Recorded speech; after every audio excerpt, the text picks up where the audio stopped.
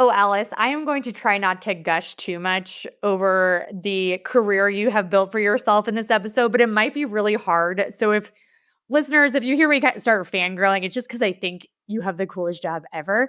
And we're just so excited to have you. So, welcome to the show. Thank you so much for having me. Yeah, I'm excited to share a little bit more of my story. Yeah. Well, and one of the reasons we wanted to have you on is because so often solopreneurs think that they kind of have to have a cookie cutter. I'm a consultant. I respond to my customers, I respond to my clients. And even though they could work from the beach, it's still like just clanking away at a computer. And you do not do that. You have the coolest lifestyle and you created a unique brand that kind of combines adventure, storytelling, and environmentalism, actually. So, what advice would you give people who want to create a brand that really stands out on its own?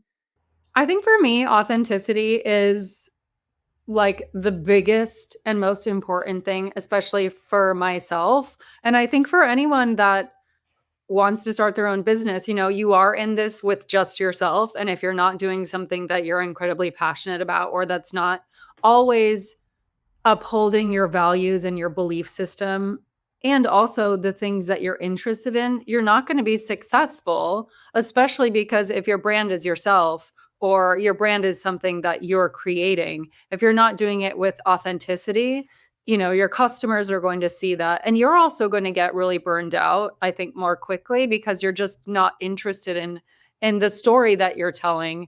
So authenticity for me is the most important thing. We always say there's a difference. And actually, Joe, I think you posted this on LinkedIn today, but there's a difference between running a successful business and one that you actually enjoy running. But I know I always tee up the guest in the intro before, but speaking of storytelling, can you just tell your story? Tell people, I want to hear it from you. Tell people what you do and why I'm so obsessed with your lifestyle. And don't leave out the martial arts part because I have all these pictures of me as a kid trying to do what I saw you doing in your video. Okay, well, I'll try to keep it as short as possible.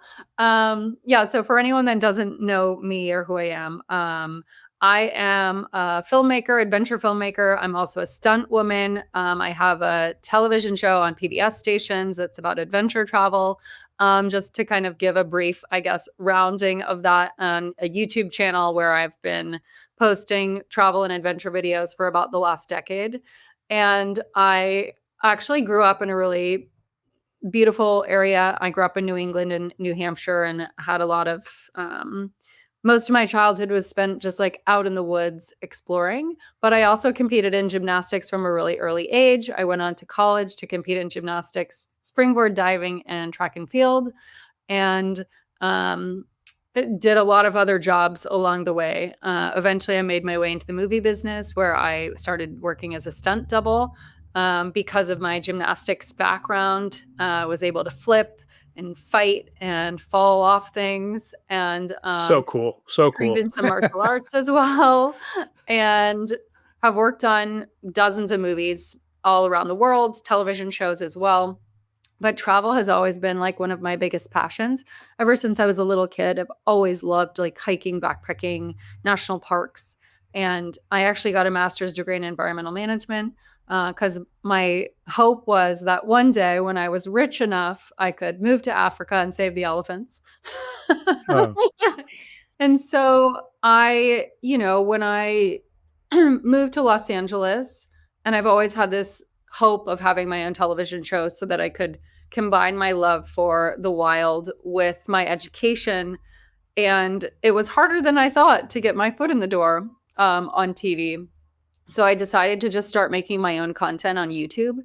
And because I have my background in environmental sciences and a real love for trying to convince other people that they should also love the planet the same way that I do, I wanted to combine my love for travel with that. And so all the stories that I tell on YouTube and on my PBS show too, like have this through line of environmentalism, wildlife protection, conservation. And that's my authentic voice, is just the need to say, hey, we should go and explore the world, but we need to do it in a way that's also showing love and respect to the earth that we're walking on, because we all share it together with the animals, with the plants and everything. So that's my authenticity that I always weave into everything. And that's kind of the short story, I guess, of me. Ellis, my husband and I were sipping coffee this morning, and he was like, "Who are you interviewing?" And I was like, "She's basically just like, excuse my language, the ultimate badass." And I was just like, "She's like, this story is incredible." So I feel like you told that so eloquently. But Joe, I just cut you off. What were you going to No, say? I love what you're saying. You know, I've always wanted to go to the Galapagos, and I won't do it because I feel like it's being over touristed. And what you're saying is kind of, you know, you got to find ways to do the tourism to see the places without kind of trampling on everything. I love that. Well, and it's funny that you bring up the Galapagos because my first ever group trip is in the Galapagos.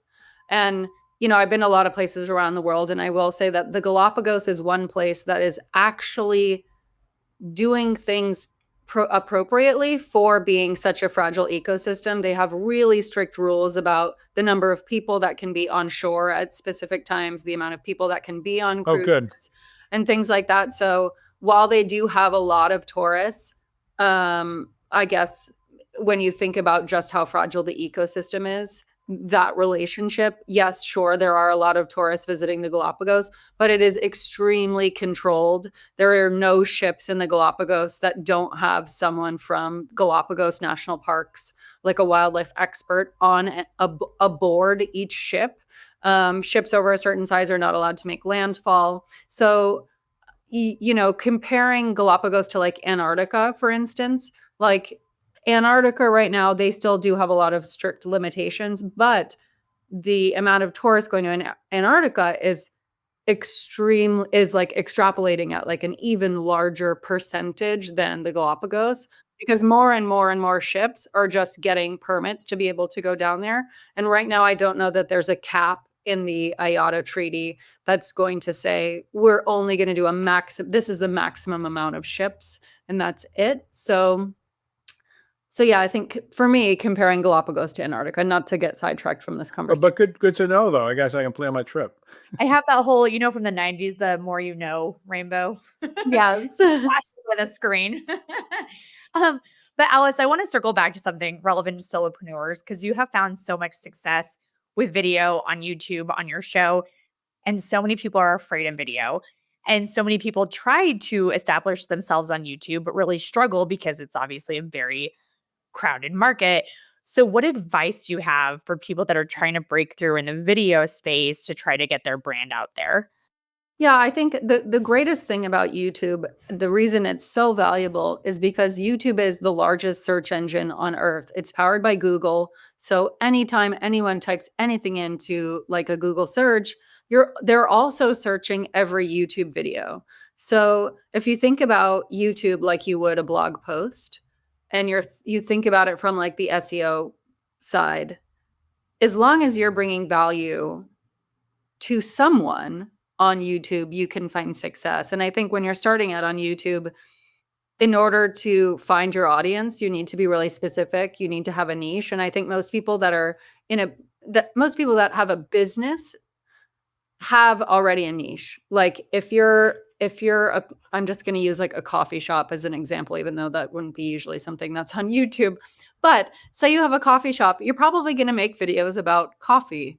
Well, that's already a super specific niche. And the one nice thing about YouTube is that if you are doing stuff that's along that same kind of like vertical information structure every single time, YouTube gets to know you really quickly. So then everyone that likes coffee or that might want to watch something about coffee is going to get recommended your content. And so you're going to find an audience rather quickly as long as you're making content around that same content vertical for your first 10, 15, 20 videos.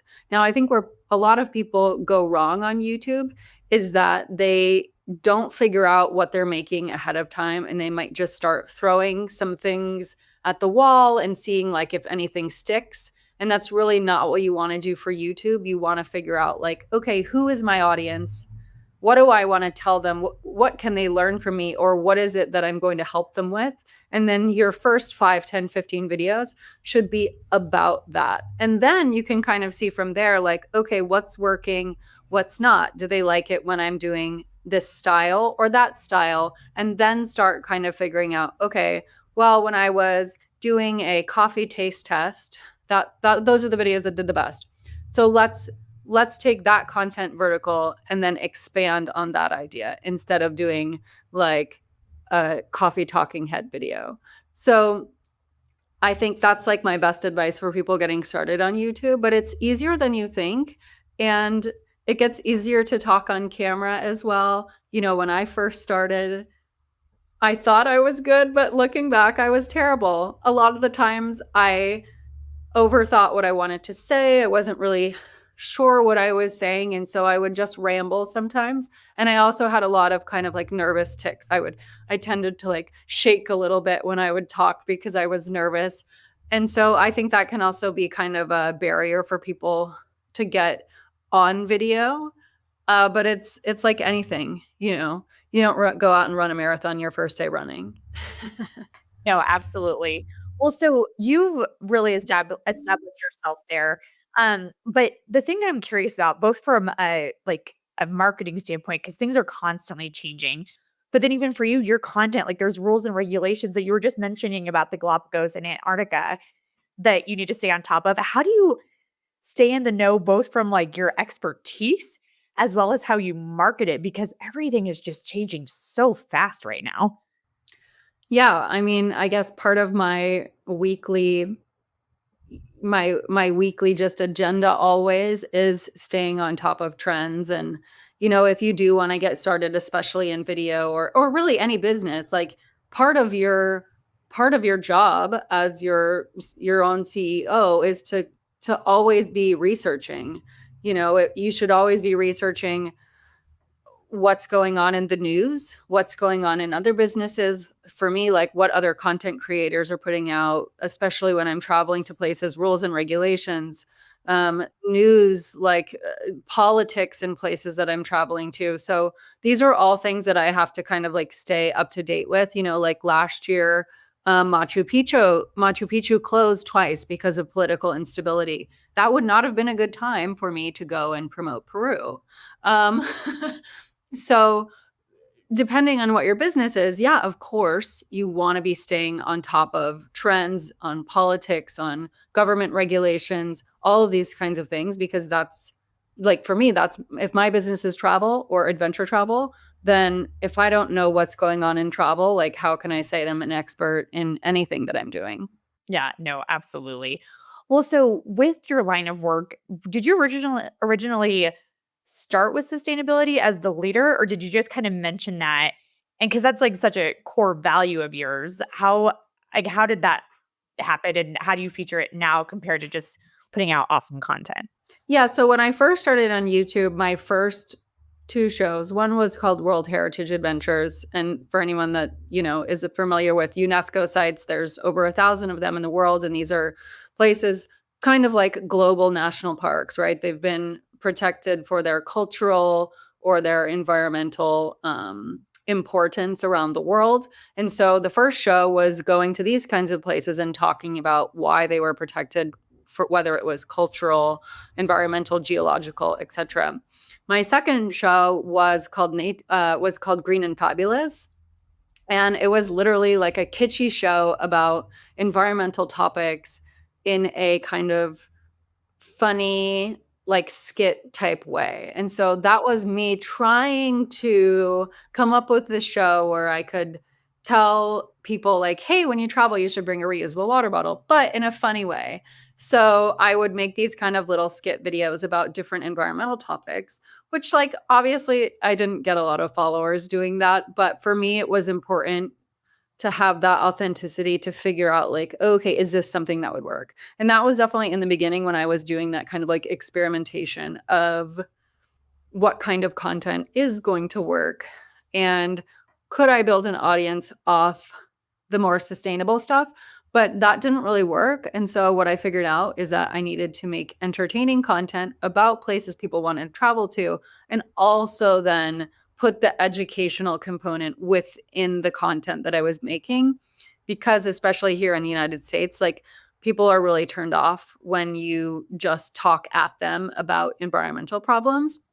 But if you can come to it from a learning perspective by saying, oh my gosh, wow, this is so interesting. Do you guys see this dirt right here? Do you know there's actually bacteria in here and it's alive? Like while you're walking on it, that's a lot more interesting than me just saying, hey guys, don't walk off trail because it's blah, blah, blah, blah, blah. So yeah, that was like my experimentation phase, but sustainability has always been there. And now I've just kind of figured out how to make it more of a through line than the only Isn't that the topic. subject? Yeah. Question on that. When you did that experiment and did the skit concept on YouTube, did you create an entirely separate channel to do that, or did you have it on the same channel as the other stuff? No, this was originally on my on the same channel that my main channel that I have now.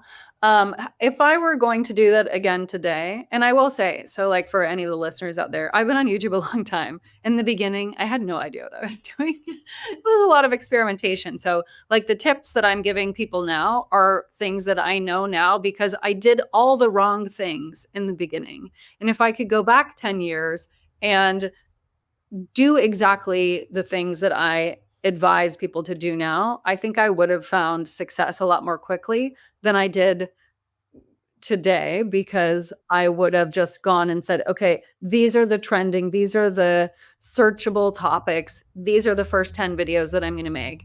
I went into it with, I want to have a television show and I'm going to make a proof of concept and I'm going to do this fun stuff. And my authenticity was first and not the business side. So now I know better. That's the story of our lives, though, right? I Yes. mean, if only I knew what I knew. Yes, exactly. Well, and Alice, you are in a position now to give people advice. And because of your this authenticity, you've attracted brands and you've been a spokesperson for brands. And I know that's a lot of solopreneurs' dream is how do I collaborate with these other companies? So what advice do you have for solopreneurs looking to do that? Yeah, I think obviously your niche is important. I think if you are, I mean, it's so dependent on what you're making content about, right? And what kind of brands you want to work with. So if you wanted to work with outdoor brands and you're making content about cameras, well, you're probably not going to get any brands in the outdoor space. So I think first, when you're making content, start thinking about like who you want to work with and start making content that would speak to that audience. And if it's not the audience that you already have, then either you need to pivot how you're making things or you have to start rethinking, which brands that you want to work with that maybe fall more into your content niche.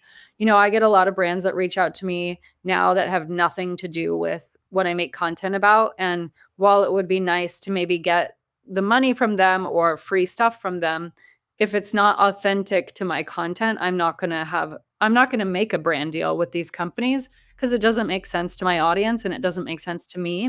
And I see a lot of content creators that make this mistake in the beginning that are, say, like making shopping content and they partner with a cannabis company or something, or, just someone that just doesn't make any sense. And then they don't feel authentic about it. Their audience doesn't feel like it's authentic. And all you're going to get if you're doing that is people unfollowing you because they're going to say, why would you promote that?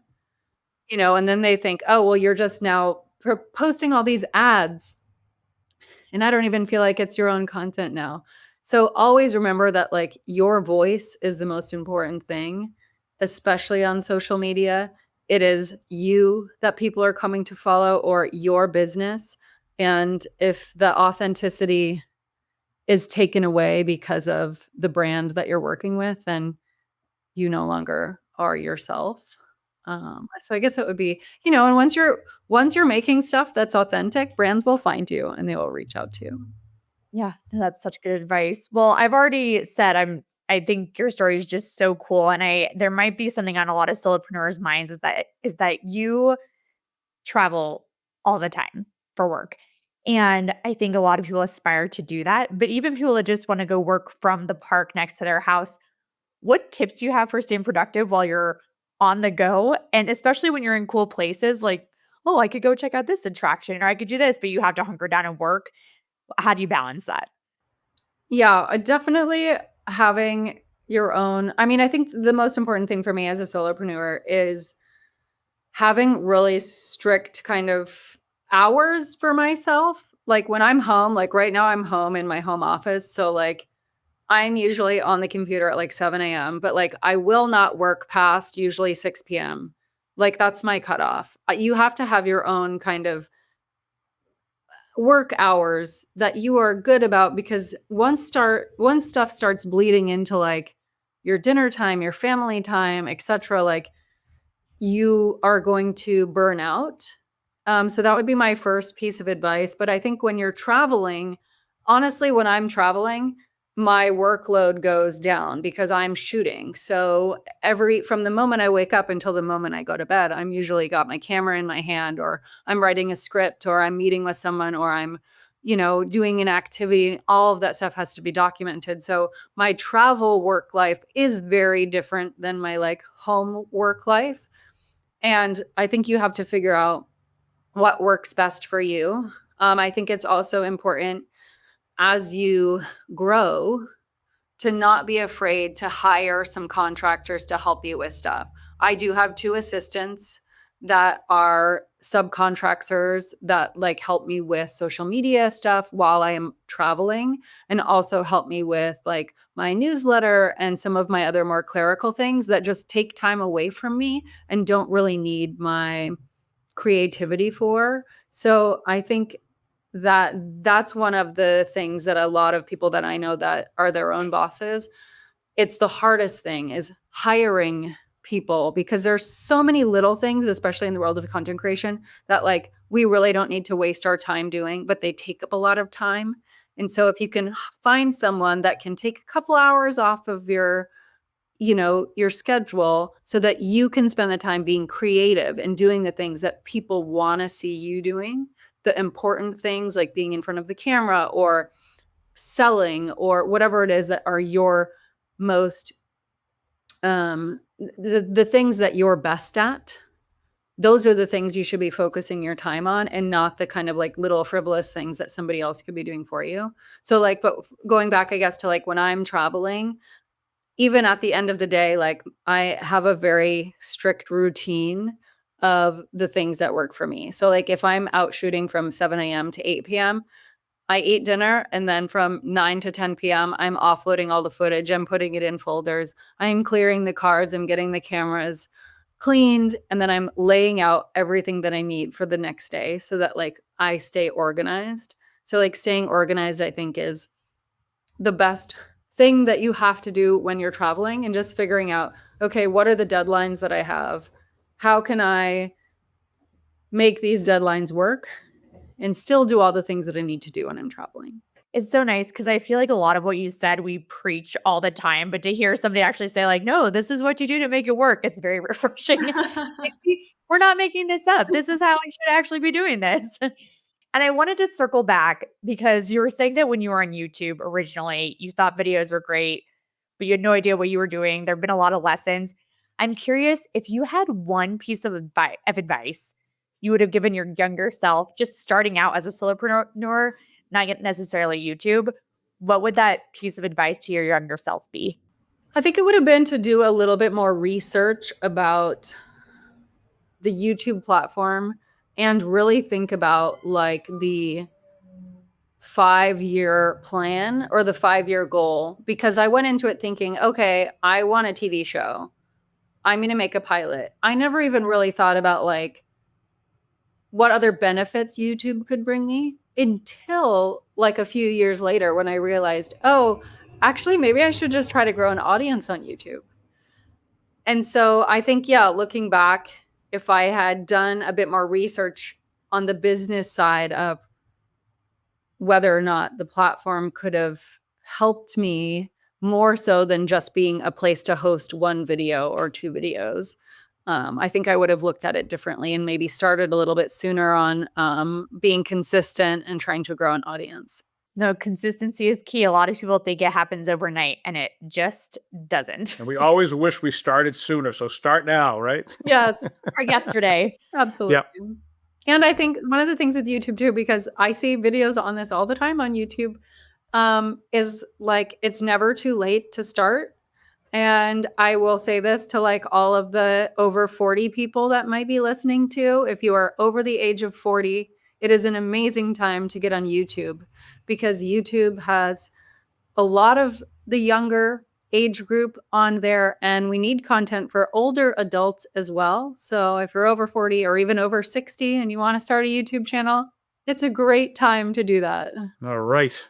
Joe, not to I'm expose pumped. your age, but you're going to be the face of all I'm there. I am there. Well, Alice, this has been so wonderful. We have to ask you the question that we ask all of our guests. What is your favorite quote about success? Never let your memories be bigger than your dreams. Wow. Ooh, That's a new one. I have it to is, and think I had about to that think one. about it for a Yeah. second, but I like it. I think what popped in my head was the song "Glory Days" by Bruce Springsteen. Okay. Yeah. Is that, I mean, kind of people that live in the past and their memories, how great it was in high school Yeah. versus how great it's going to be in 10 years. Yeah. So, yeah, cool. That's Yeah. a new one. I always have a bigger dream, a bigger bucket list. It just keeps on growing. That's awesome.